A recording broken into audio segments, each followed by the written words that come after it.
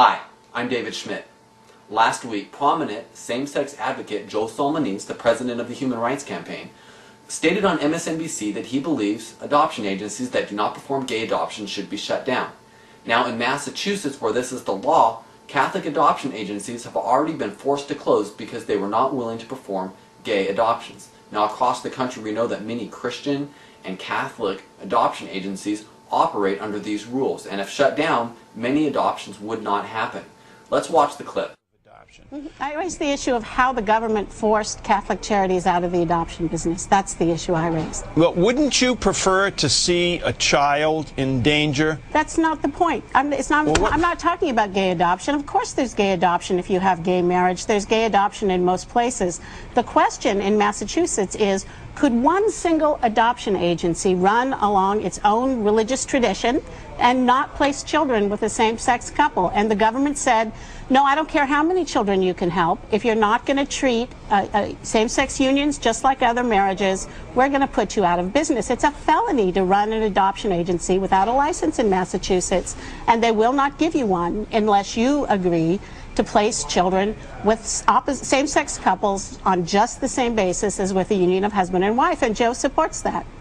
Joe? Mike, look, when religious organizations step into the public sphere, it should not be surprising to people that they are bound to adhere to the laws in the states that they are operating in.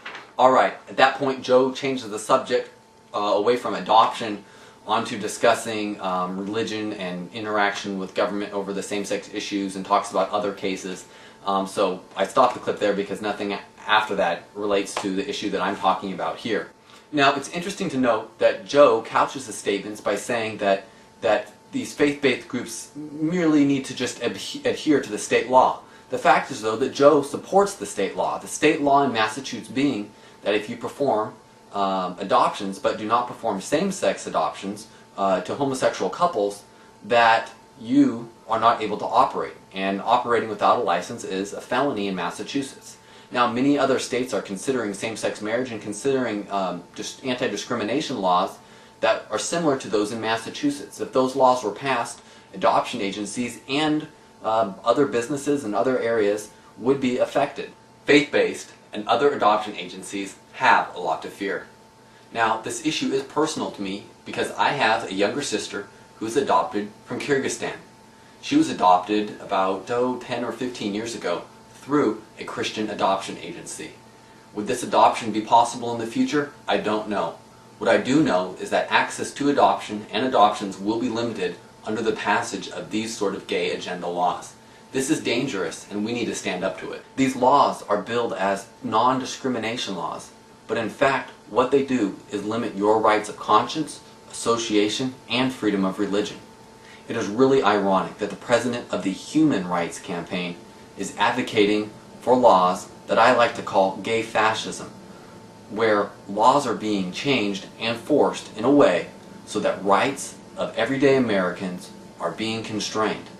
This is wrong, and it needs to stop. The gay rights agenda needs to look itself in the face and say, you know what? There has got to be a way that we can craft laws so that they can expand rights of gay citizens without changing the way our fundamental fabric of our society works, and without forcing many people across the country to have opportunities taken away from them, opportunities to work in the adoption services field or other areas, and the opportunity to run adoption services as they choose in compliance with state standards. The problem is when these state standards adopt requirement of gay and lesbian adoptions, the children around the world suffer because that means less adoption agencies to be able to perform adoptions. This is damaging, and we know it. I encourage you to pass this video along and let people know that the gay marriage and rights advocacy agenda does affect you, and you need to be very careful about what parts of it you may accept, such as maybe expanding rights of same-sex partners to be able to enter into legal contracts and do things along those lines that I support, without expanding the rights into areas that end up crippling the freedom, expression, and conscience of American citizens. Thank you. This is Issues and Justice.